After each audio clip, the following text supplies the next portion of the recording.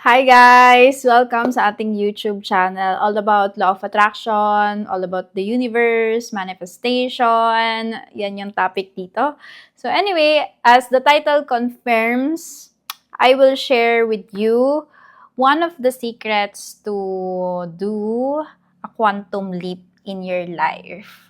Yes, girl! Because ano pa nga ba yung ginagawa natin dito? Kung hindi, tulungan kayo to make your dreams happen. That's my advocacy in life. Gusto ko talagang tulungan ka. Kung sino ka man na nakikinig ngayon. So,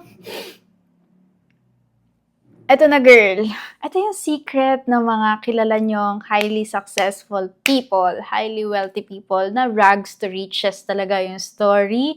As in, wala talaga silang connection. Alam mo yon, hindi nakatapos ng college, high school graduate lang, blah, blah, blah, blah, blah. The usual, di ba? So, upon my observation and research and collective experiences then, and yung books na binabasa ko and yung mentors ko, and my spiritual downloads from the universe, ito na! Ang tagal ng introduction.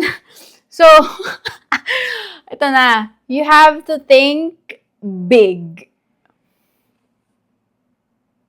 Think big. Lakihan mo, girl. You have to think big. Yun yung pinaka-secret talaga. One of the secrets to do a quantum leap in your life. Doon sa buhay na gusto mo talaga. Sa career na gusto mo. Sa love life na gusto mo. Basta, you have to think big. Kasi ganito yun. Okay?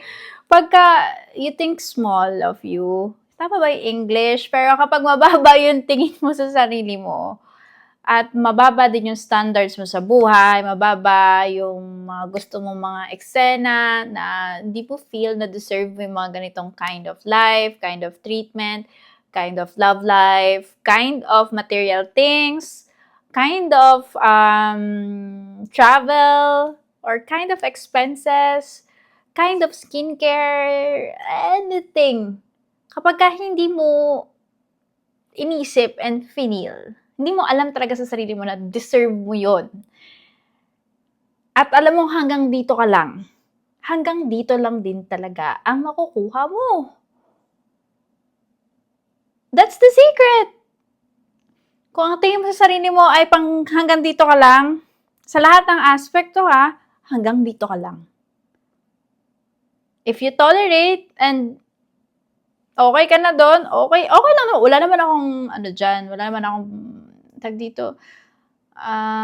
wala na akong control kung yun yung gusto mo sa buhay. Pero sinasabi ko lang, like, yun yung secrets ng mga highly successful people, highly wealthy people na from rags to riches.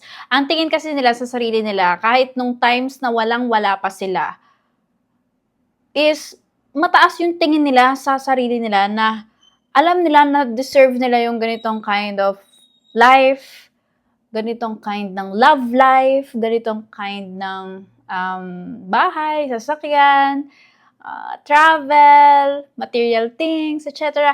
Alam nila na they are meant to do bigger things in life. Like, without any explanation, they feel na hindi sila pang ganun lang. Kung nasan man sila, like, kung ano man, kung pangat man yung reality nila ngayon, deep inside, hindi nila tinatanggap yung reality na yon.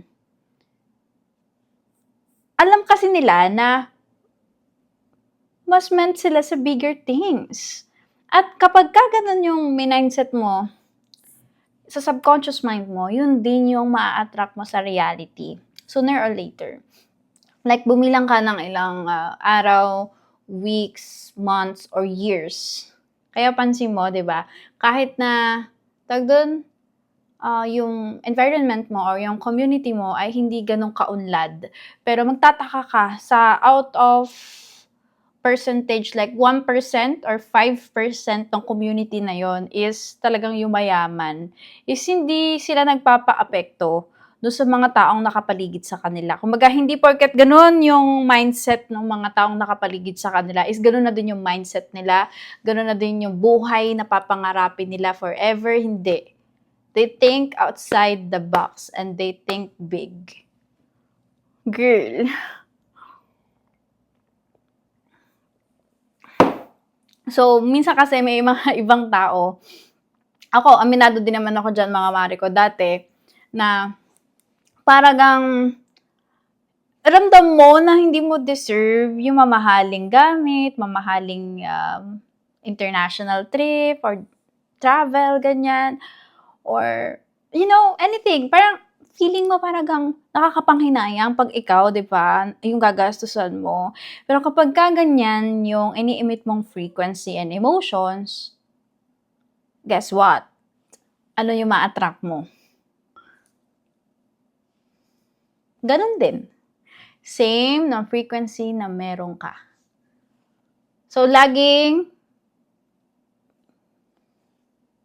mababa ang ma-attract mo. Diba? So, this is a sign for you to raise your level of awareness, raise your level of consciousness regarding everything. You deserve the best. Think big. Mangangarap ka na nga lang, taasan mo na. I mean, cliche pakinggan, sabi nga ng matatanda, 'di ba, nung unang panahon. Pero that is so true. Lahat ng gagawin mo sa buhay, pagkatapos mong panoorin tong video na to, think big. Nandun ka na din naman, taasan mo na yung ini-aim mo. Deserve mo na magandang buhay. Kung ano man yung papasukin mong niche or industry or business or career or side hustle, taasan mo na yung goal. Doon ka lumevel doon sa mga pinakamatataas nun. Nasa ganong type of energy ka dapat. Don't settle for less.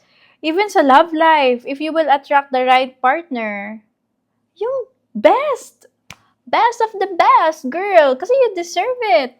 You work hard for it nung mga nakaraang taon. And paano mo ma-experience yung best treatment kung sa sarili mo hindi mo ina-accept or ina-acknowledge na pang best treatment ka? Diba?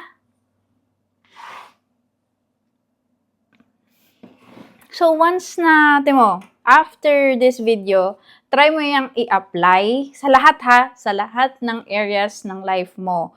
Ewan ko na lang kung hindi ka makapag-manifest ng bonggang-bongga. Kasi this time, alam mo na yung standards mo, way of living, different aspects of your life, etc. Magugulat ka na lang sa magfo-flow na blessings kasi mas bigger pa dun. Kala mo, yun na yun?